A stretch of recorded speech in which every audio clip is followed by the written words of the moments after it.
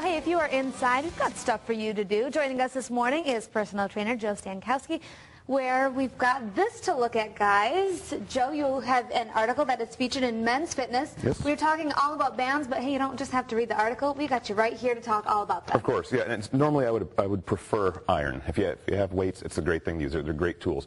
But rubber bands, these different elastic bands, are just as versatile, if not more so. They're portable. And you've got a couple different sets. What are we looking at here? Three different kinds. Well, there's three different kinds of bands, really. A lot of people are familiar with these thin, the wide strips of very thin rubber bands. It's like a ribbon.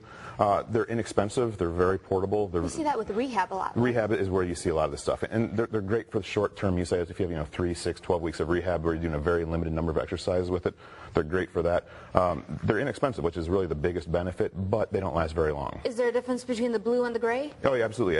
Every company has their own color codings. You don't know which one's heavier until you start pulling it, or it might say light, medium, and heavy. But they're always color coded, so you have an idea which one is which and how much resistance you have.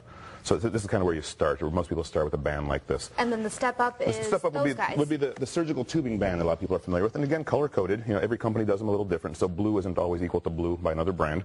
But this one goes from green, red, blue, and black. And it's the black one's like pulling on an inner tube of a truck tire. Maybe it's a lot heavier than the green one. Well, how do you know where to start? Because I've gone and I've looked and I've had to fiddle with them and try to figure out what's right. How do you know? You just move. You just move like you would do anything in the gym. You exercise, you push, you press, you push, you pull, you turn, you twist, and you bend. And that's pretty much what you do. But we just have bands now as a tool to help make it a little bit more effective for building strength, for burning energy, getting lean, mean, athletic, all the things we're looking for.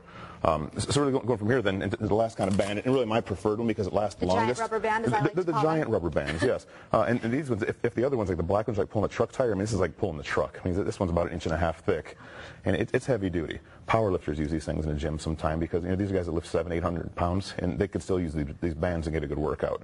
So I'm strong, but not that strong. Not that strong. Let's maybe move to those instead. What can we do with We can start with one that's a little easier. One thing I like to do with any of my clients, I like to just hand them a new tool they've never used before and just see what they naturally do. Okay. And we already played with this one a little bit before the break. Should we show them what we do? Yeah, absolutely. So all right, first thing a lot of people do. Natural instinct, which by the way I don't recommend or usually exercise in high heels. And neither do I.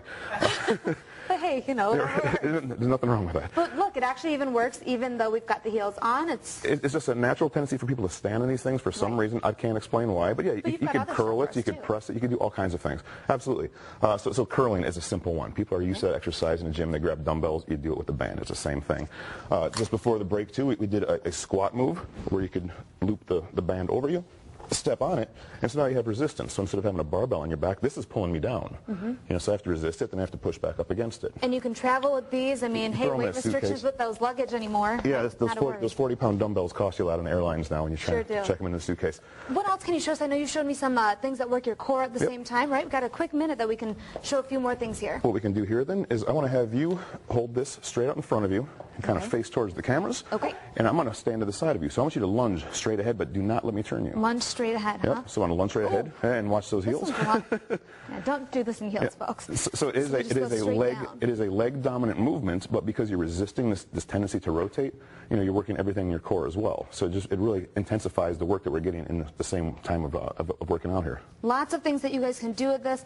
Joe can give you more information on our website. Of course, he's blogging per usual. Yes, I am. He's staying warm inside, which is what you guys should all be doing as well.